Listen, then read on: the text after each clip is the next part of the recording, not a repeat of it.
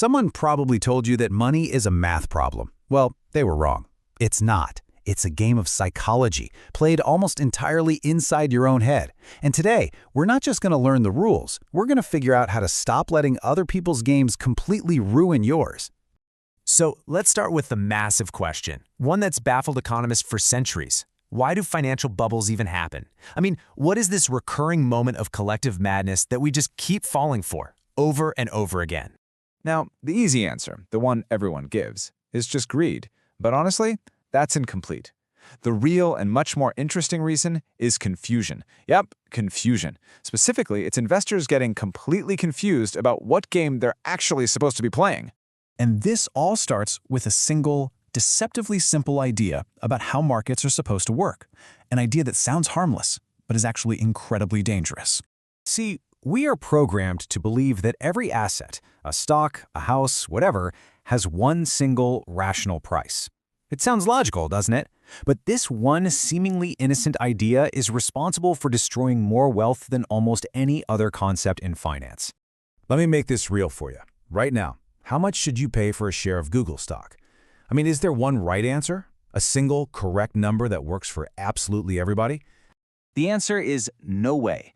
The right price depends entirely on the game you are playing. The price that makes sense for a day trader who's probably going to sell in 10 minutes is completely different from the price that makes sense for someone saving for retirement 30 years from now.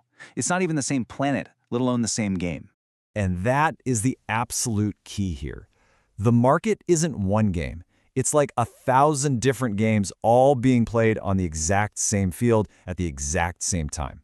Let's just break down the two main ones. So first, you have the players in the short game.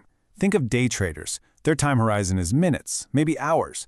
Their goal isn't to value a company, it's to guess what someone else will pay for that same stock in the next few moments. They live on price charts and breaking news. Then you have the players in the long game. This is probably you, the long-term investor, saving for retirement or a kid's education. Their time horizon is decades. They actually care about business fundamentals, economic growth, and real valuations. Their entire mindset is different. Okay, so here's where the danger really kicks in. What do you think happens when someone playing that long, slow, patient game starts taking their cues from the frantic, high-speed moves of someone playing the short game? That, right there, is the spark that lights the fuse of a financial bubble. And this is where things get really personal, because this trap goes way beyond the stock market. It infects our entire financial lives, especially when it comes to how we spend our money. Think about it. We are constantly surrounded by the visible signs of other people's money. We see the new car in their driveway, the perfect vacation photos they post, the big kitchen renovation. It's all out there all the time for us to see and, yeah, to compare ourselves to. But here's the critical piece of the puzzle.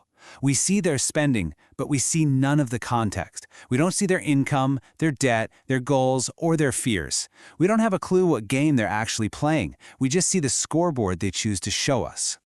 So when you start to feel that pull of envy, that little urge to keep up, you have to stop and ask yourself a really hard question.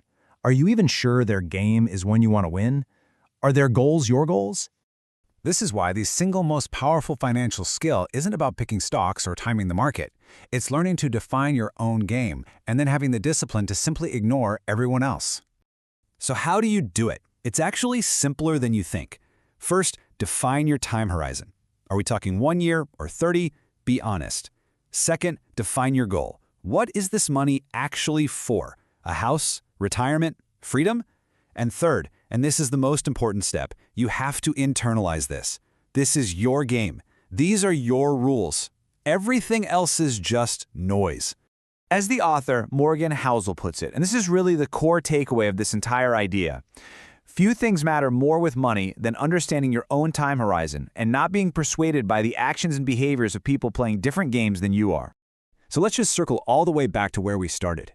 Financial bubbles aren't simply a story of greed. They are a story of mass confusion, where millions of people playing the long game get totally mesmerized by the dazzling short-term profits of a game they were never meant to play in the first place. The good news is, you don't have to get caught up in it.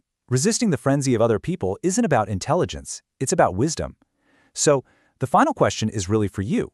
Now that you know the different games being played, which one will you consciously choose to play?